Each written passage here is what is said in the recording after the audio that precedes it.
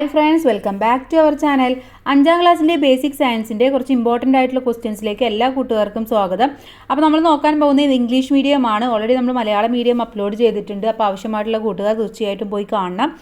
അപ്പോൾ നമ്മൾ already question paper upload ചെയ്തിട്ടുണ്ട്. അപ്പോൾ അതും കൂട്ടുകാർക്ക് കാണാം. എല്ലാം കൂടെ കാണുമ്പോൾ നിങ്ങൾക്ക് മനസ്സിലാവും എന്തൊക്കെ ക്വസ്റ്റ്യൻസ് ആണ് ഏകദേശം വരുന്നത് എന്ന്. അപ്പോൾ എന്തായാലും നമുക്ക് വീഡിയോയിലേക്ക് കടക്കാം. ഒരു ക്വസ്റ്റ്യൻ, വാട്ട് ഈസ് ലാർവ? എന്താണ് ലാർവ എന്നുള്ളതാണ് question. The young ones that hatch out of the eggs of some organisms are called larva. They will not be exactly similar to their parents. എന്താണ്? ഒരു എഗ്സിൽ നിന്ന് ഒരു ചെറിയ ഓർഗാനിസം മാത്രമായിട്ട് കുറച്ച് organisms മാത്രമായിട്ട് വരുന്ന ഒന്നിനെയാണ് നമ്മൾ ലാർവ എന്ന് പറയാം. ഇതൊരിക്കലും അവരുടെ പാരൻസിനെ പോലെ ആയിരിക്കില്ല. And lion as the larva of A type of dragon fly. Then tadpole is the larva of frog. Friggler is the larva of mosquito. അപ്പോൾ നമുക്കറിയാം ഈ ഡ്രാഗൺ ഫ്ലൈയുടെ ലാർവ എന്ന് പറയുന്നതും അതുപോലെ തന്നെ ഈ ഫ്രോഗിൻ്റെ ലാർവ, അതിൻ്റെ ചെറിയ കുട്ടി, അത് എങ്ങനെയാണ് വരുന്നത്, അതിൻ്റെ ആ ഒരു കുട്ടി എന്ന് പറയുന്നതും മോസ്കിറ്റോൻ്റെ എന്ന് പറയുന്നതും എല്ലാം ഇവരുടെ പാരൻസിനെ പോലെ ആയിരിക്കില്ല, ഡിഫറെൻ്റ് ആയിരിക്കും. ഓക്കെ, ഇനി 17th question, what are the different stages in the process of metamorphosis in organisms? എങ്ങനെയാണ് ഒരു മെറ്റാഫോസിസ് അതിൻ്റെ ഓർഗാനിസംസ് ആയിട്ട് മാറുന്നത്? അതിൻ്റെ ഡിഫറെൻറ്റ് സ്റ്റേജസ് എന്ന് പറയുന്നത് എഗ്, ലാർവ, പ്യൂബ, അഡൽട്ട് എന്നിങ്ങനെയാണ്. ഓക്കെ, ഇനി metamorphosis is seen mostly among ഇൻസെക്ട്സിലാണ് കാണുന്നത്. അടുത്ത ചോദ്യം നോക്കാം. Which day is celebrated as moon day? Why? ഏത് ദിവസമാണ് നമ്മൾ മൂൺ ഡേ ആയിട്ട് സെലിബ്രേറ്റ് ചെയ്യുന്നത്? വൈ? എന്തുകൊണ്ടാണ്? The Americans Neil Armstrong and Edwin Buzz Aldrin were the first to land on the moon 21st July 1969. 1969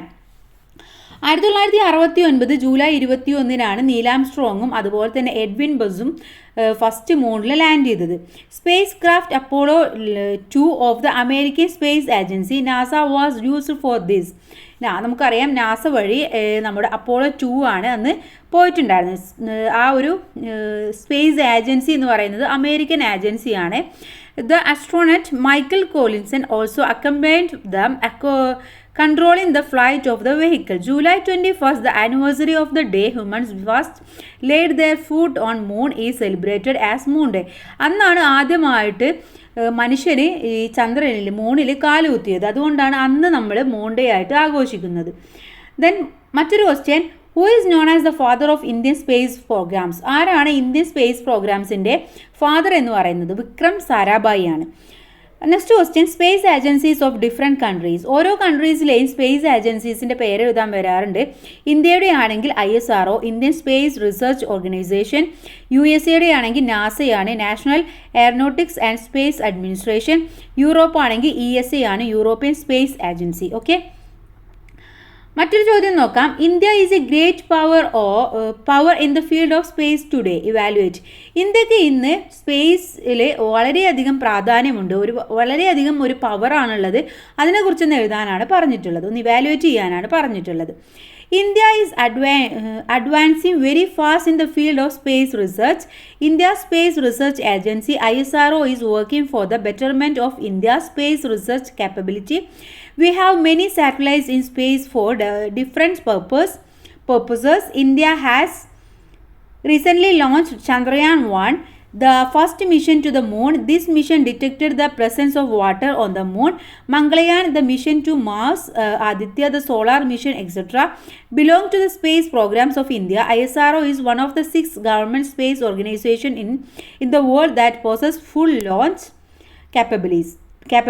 okay, അപ്പോൾ India എന്ന് പറയുന്നത് ഇന്ത്യയുടെ ISROയുടെ കീഴിൽ ഒരുപാട് പ്രൊജക്റ്റ് നടക്കുന്നുണ്ട്. ചന്ദ്രയാൻ 1 നമുക്കറിയാവുന്നതാണ്, അതുപോലെ തന്നെ മംഗളയാൻ, ആദിത്യ, ഇതൊക്കെ വളരെയധികം ഒരുപാട് ഇൻവെൻഷൻ നടത്തിയിട്ടുള്ള ഓരോ സ്പേസ് ഇവൻറ്റ്സ് ആണെന്ന് അപ്പോൾ നമുക്ക് പറയാം. അതുപോലെ തന്നെ ISRO എന്ന് പറയുന്നത് ഈ 6th ഗവൺമെൻറ് സ്പേസ് ഓർഗനൈസേഷൻ ആണ്. ഫുൾ ക്യാപ്പബിലിറ്റീസ്, ഒരുപാട് ക്യാപ്പബിലിറ്റീസ്, എങ്ങനെയൊക്കെ അവർ ഓരോ ദിവസവും ഇമ്പ്രൂവ് ചെയ്യാം എന്നുള്ളതാണ് അവർ ചിന്തിച്ചുകൊണ്ടിരിക്കുന്നത്. Next one, prepare an essay on the topic if micro organisms become extinct. Micro organisms എന്ന് പറയുന്നത് എക്സ്റ്റിൻ്റ് ആണ് എന്നാണ് പറയുന്നത്. അതിനെക്കുറിച്ചിട്ട് എഴുതാനാണ് പറഞ്ഞിട്ടുള്ളത്. If there are no microorganisms, dead bodies and waste are destroyed.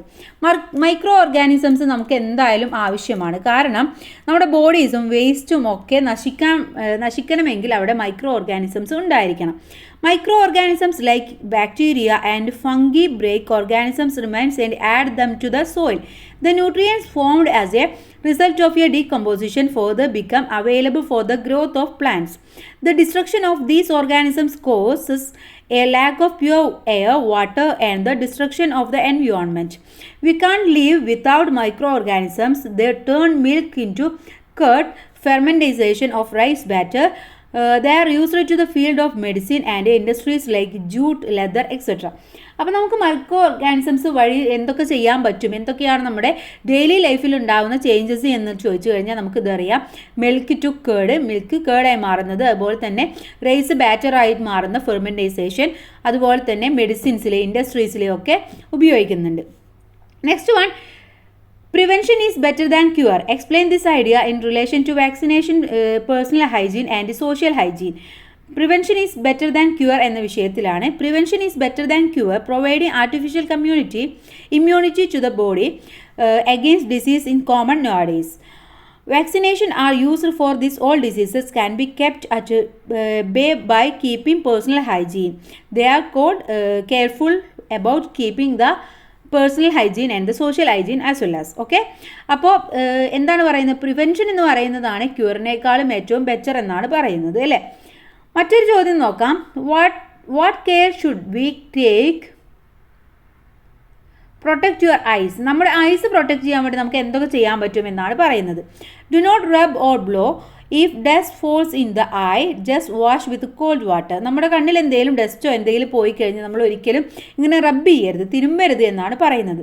Do not read in dim light or very bright light or while travelling in a bus. നമ്മൾ യാത്ര ചെയ്യുമ്പോഴോ അല്ലെങ്കിൽ വളരെ നേരിയ ലൈറ്റിലോ നല്ല ലൈറ്റുള്ള സ്ഥലത്തോ നമ്മൾ റീഡ് ചെയ്യാൻ പാടില്ല. Keep a certain distance while watching T V. There must be a sufficient light in the room.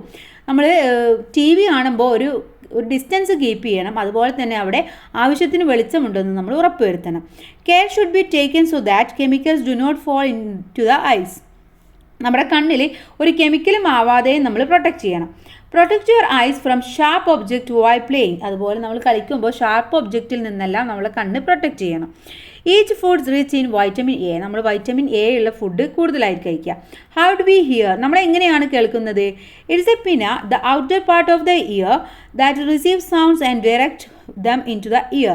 It is when these sounds pass through different parts of the ear and reach the brain that we organize the sounds. അങ്ങനെയാണ് നമ്മൾ sounds കേൾക്കുന്നത്. ഇനി മറ്റൊരു ചോദ്യം നോക്കൂ.